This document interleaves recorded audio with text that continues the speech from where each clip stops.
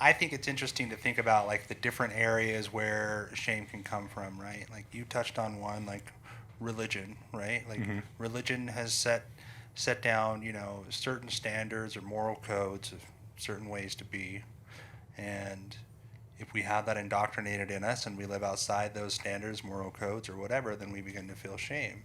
But other shame can come from just common practice, um, common sense, even things that everybody is supposed to know of, or a certain standard of living that like you shouldn't go out wearing you know stretchy pants if you're over a certain weight, or else we're going to shame you, or just ageism or sexism, or all the different ways that we can shame people, right? Mm-hmm.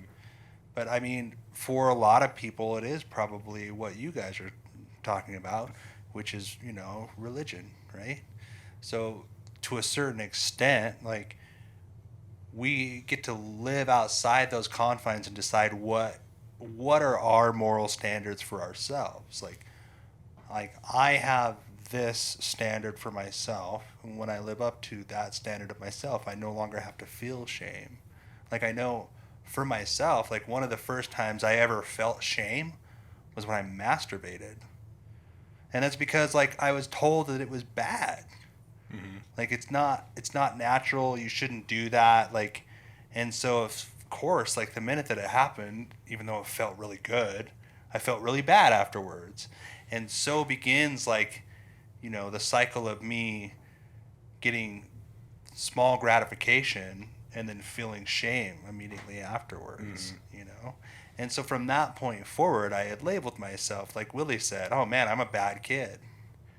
And then eventually it was I smoke cigarettes. I smoke cigarettes because I'm a bad kid. Yeah, I'm the black sheep. I'm one of those guys. Right, and then we try to fix ourselves by embracing that. Right, yeah, yeah. Well, fuck, if I'm going to be the bad kid. I'm going to be the worst. Right? Yeah. Yeah, totally. Definitely, yeah. That's definitely, how it was for me. And eventually it was just like, okay, I don't need any of that stuff. I'm Yeah. ditching it all. Like, whereas, like certain elements of that were probably a good idea. Like, I didn't have to ditch everything, but it was so much easier once I had labeled myself bad Uh-huh. because, that had been decided for me in a way. Yeah.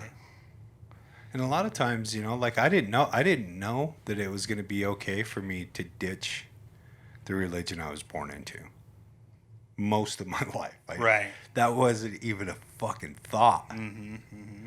And then, I say it all the time because, and I've said it on the podcast and I say it to myself, I never want to be so rigid in what I believe that I'm not willing to accept change, right? Like if Sure. something comes along that trumps the evidence that I have now, right? There's better evidence. I don't want to be so rigid in this atheism that I deny the next level of my existence, right? Just proving how fucking staunch I am and how right I am all the time. Mm-hmm. Because that's what kept me in my religion for so Exactly. long, Yeah. was I was going to prove it was right all the way until my death. Like I was fucking dying. I was miserable. I was sick. I was lost. And I was going to stay in it because that was the right thing to do.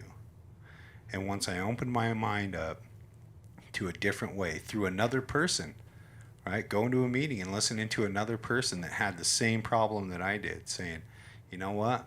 It's okay to change. Mm-hmm. It's okay to change your behavior, right? It opened me up to the point where I could start writing my own moral code. Right. And I feel like it's a better one than I had before. Right. I really do.